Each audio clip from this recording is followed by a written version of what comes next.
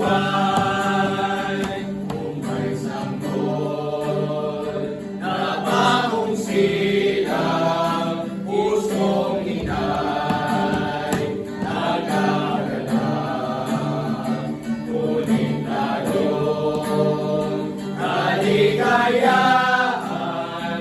Kung ang batang iyon kay Kristo'y tatanggap, dahil tunay na buhay si Kristo, nabawi na ang takot mo, dahil lawak ng Diyos ang bawat araw.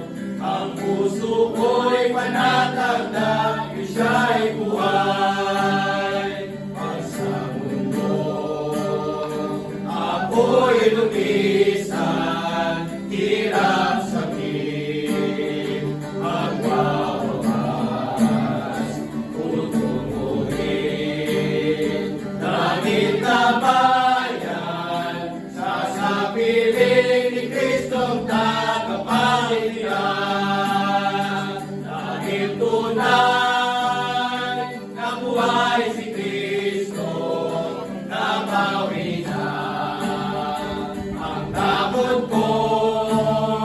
Dahil awak ng Diyos ang bawat araw, ang puso ko'y panatag na siya'y buhay.